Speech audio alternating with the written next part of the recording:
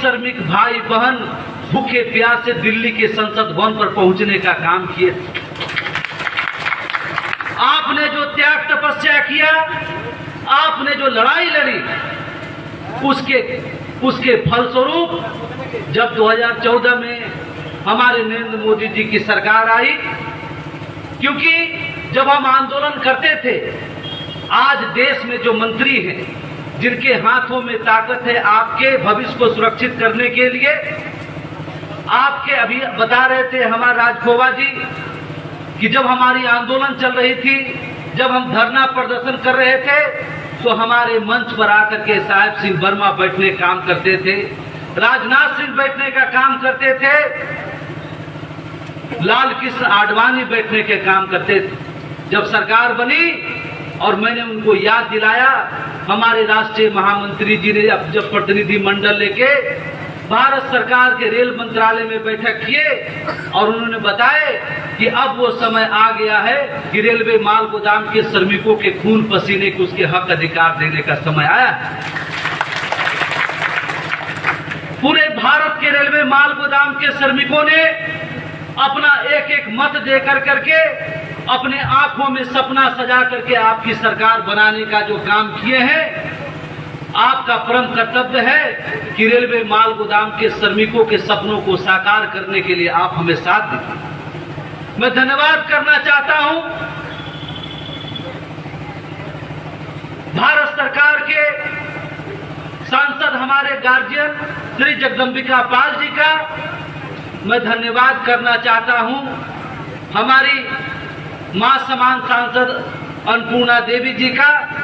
मैं धन्यवाद करना चाहता हूं हमारे पूर्व श्रम मंत्री संतोष गंगवार जी का, जिन्होंने आपका जो 28 अक्टूबर 2003 में जो हमारी मांग थी कि श्रम कानूनों में संशोधन हो, और वो जब 4 लेबर कोड में जब संशोधन हो रहा था, हमारे राष्ट्रीय महामंत्री जी हम सभी लोग मिलकर के भारत सरकार के श्रम मंत्री रेल मंत्री के साथ लगातार बैठक कर करके और वो श्रम कानूनों में आपके लिए जगह सुनिश्चित करने का काम हो। जब भारत के संसद में यह बिल पेश किया जा रहा था, उस समय आप सभी लोग ने अपने टेलीविजन में अपने मोबाइल में देखने का काम किए होंगे। उन्होंने कहा था कि आज जो यह बिल देश के श्रमिकों के भविष्य को सुरक्षित करने के लिए पेश हो रहा है, यह सपना साहेब सिंह वर्मा और अटल बिहारी वाजपेयी का। वो अटल बिहारी वाजपेयी और साहेब सिंह वर्मा जी को जो सपना दिखाने का अगर किसी ने काम किए, तो आपके राष्ट्रीय महामंत्री अरुण कुमार पासवान जी ने दिखाने का काम किया। जब यह बिल पेश हुआ,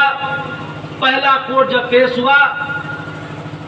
उसके बाद कोरोना का संकट हम सभी लोगों के सामने आ गया। जब इस देश में लोग अपने घर के बाहर निकलने से डरते थे, उस समय देश के कोने कोने में खाद्यान्न सामग्री और भोजन का व्यवस्था अगर किसी ने करने का काम किया, अपने और अपनी जान की परवाह किए बिना, जो दिन रात प्रधानमंत्री की बातों को सार्थक कर किसी ने काम किया, तो हमारा रेलवे माल गोदाम के श्रमिक, जिन्होंने कहीं 500 की संख्या में, कहीं 1000 की संख्या में आपने देश के सभी नागरिकों को भूखे मरने से आपने बचाने का काम किया। जब 23 मार्च 2021 को दूसरी आपकी सबसे महत्वपूर्ण त्रिपक्षीय बैठक भारत के श्रम मंत्रालय में श्रम मंत्री जी की अध्यक्षता में रेल मंत्रालय के समक्ष हो रही थी, तो मैंने कैबिनेट की बैठक में यह बात रखी थी कि महोदय, कहा जाता है कि हमारे भाग्य की जो लकीर होती है, हमारा जो भविष्य छुपा होता है, वो हमारे हाथों की लकीर में होती है। लेकिन हमारा रेलवे माल गोदाम के श्रमिक, जिसने सीमेंट की बोरा, कोयला की खदान, देश के तमाम संसाधनों को पूरे देश में अपने खून पसीना की कमाई करते करते वो अपने रेखाओं तक मिटाने का काम कर दिया है। आज यह 23 मार्च इतिहास के स्वर्णिम अक्षर में लिखा जाएगा। और मैंने उस बैठक में आपके लिए मांग किया कि हमारा मजदूर वो दुर्घटनाओं से भरा हुआ काम करता है, हमेशा कोयला की खदान, सीमेंट की लोडिंग, खाद की लोडिंग, चावल, गेहूं, चीनी, तमाम चीज की लोडिंग जब वो घायल हो जाता है तो उसे कोई देखने वाला नहीं है। उनको जब वो घायल हो जाए तो उनको मेडिकल की सुविधा जिस तरह से रेलवे कर्मचारी को मिलता उसी तरह मेडिकल की सुविधा मिले और 2.5 लाख रुपए की मुआवजा उनको मिले। दूसरा हमने मांग रखा कि हमारा मजदूर जब काम करने की अवस्था में उसकी मृत्यु हो जाए तो उसको कम से कम 10 लाख रुपया की मुआवजा मिलना चाहिए और उसके परिवार के लोगों को आने वाले समय में जो हमारी संगठन के द्वारा जो रेलवे कर्मचारी का दर्जा मिलेगा उसके परिवार के लोगों को मिलना चाहिए। हमने मांग रखा कि हमारा मजदूर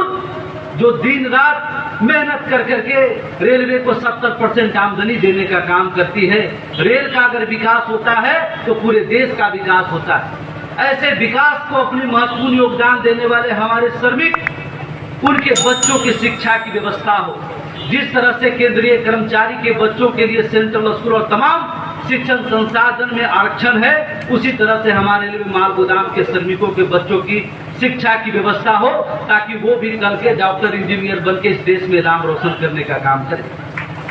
मैंने मांग रखा कि हमारे मजदूर को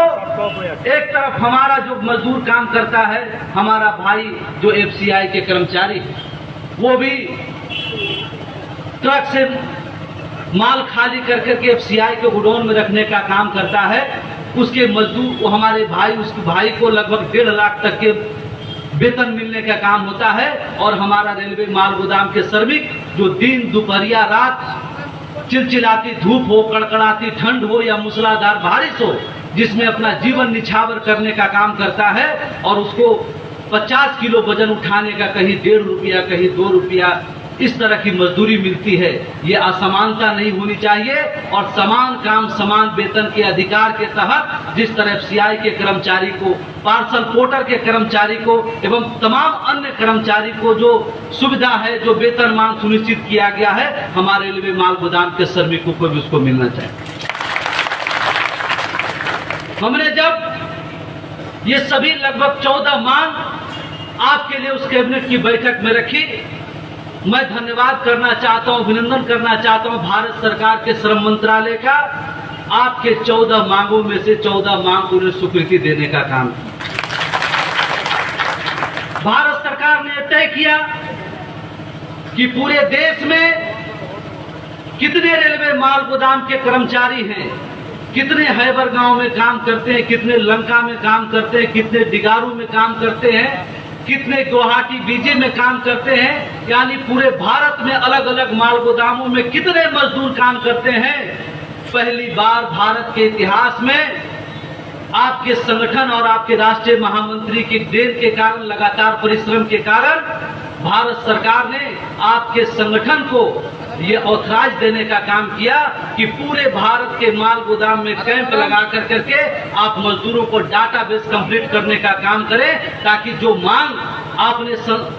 कैबिनेट की बैठक में रखी है, जो प्रस्ताव पारित हुआ है, जब रजिस्ट्रेशन कंप्लीट हो उसका डाटा आप सरकार के पास जमा करें, वो सारी मांगे मैं रेलवे माल गोदाम के मजदूरों तक पहुंचाने का काम करूंगा। मैं धन्यवाद करना चाहता हूं आप सभी लोगों का, हमारे पंचानन डेका का कर ही हम सरकार के समक्ष उसका डाटा प्रस्तुत करने का काम करेंगे। अभिनंदन कीजिए अपने राष्ट्रीय महामंत्री जी का, जिन्होंने इतना बड़ा ऑपरेशन होने के बाद भी वो लगातार पूरे देश में आपके लिए, हमारे लिए, अपने शरीर को कष्ट दे करके भी आप हमारे भविष्य को बनाने के लिए, आपके भविष्य की चिंता करने के लिए वो राष्ट्रव्यापी दौरा पर निकले हैं, ताकि हमारा एक एक मजदूर, किसी के साथ कोई नाइंसाफी नहीं हो, कोई छूटे नहीं, किसी भी प्रकार का उसका दस्तावेज में कोई कमी नहीं हो। इसीलिए आपके बीच में हमारे राष्ट्रीय महामंत्री जी आए। मैं चाहता हूं कि आप सभी लोग खड़े होकर उनका अभिनंदन कीजिए, धन्यवाद कीजिए कि इस अवस्था में भी वो आपके बीच में उपस्थित हुए। राष्ट्रीय महामंत्री जिंदाबाद, राष्ट्रीय महामंत्री जिंदाबाद। अब बैठ जाइए आप। धन्यवाद। हमारे राष्ट्रीय महामंत्री जी का दौरा असम में आज शुभारंभ हुआ है और मैं उम्मीद करता हूं कि हमारे जो यहाँ पर जोनल कमेटी फाइनल होने वाला है, मैं अपने राष्ट्रीय महामंत्री से निवेदन करना चाहूँगा कि जो हमारे पुराने साथी हैं, जो अभी नए हमारे नौजवान हैं, जो सही सत्य निष्ठा ईमानदारी से संगठन के लिए काम करने की जज्बा रखते हैं, ऐसे लोगों को कमेटी में चयन किया जाए, उनको अवसर दिया जाए ताकि हमारा संगठन और बेहतर दिशा में काम करने का काम हो। मैं आप लोगों से भी अनुरोध करता हूं, संगठन बहुत जल्द आवेदन जारी करेगा। हम चाहेंगे कि हमारे जितने शिक्षित हमारे सभी जो भाई हैं,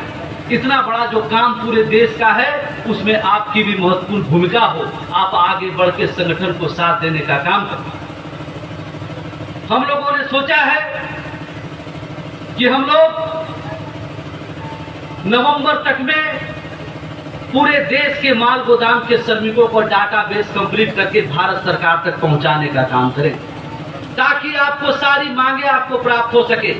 लेकिन ये तब होगा जब आप सभी लोग एकजुट होकर सहयोग करने का काम करें। जो आदेश हमारे राष्ट्रीय महामंत्री जी का होगा, उसको पालन करने का काम करेंगे, तभी हम लोग जल्द से जल्द उस मंजिल तक प्राप्त करेंगे। सरकार ने तो हमने जो मांग रखी उस सभी मांगों पर सहमति जाहिर की, उन्होंने सभी मांगों को मांगा। अब हमारी और आपकी बारी है कि अपने श्रमिकों का सभी डाटाबेस कंप्लीट करके हम सरकार तक पहुंचाने का काम। राष्ट्रीय महामंत्री जी बताएंगे, महामंत्री जी का 1-2 स्टेट का और भी है, वो भी मुझे लगता है कि 10 इस महीने के लास्ट तक में दौरा संपन्न हो जाएगा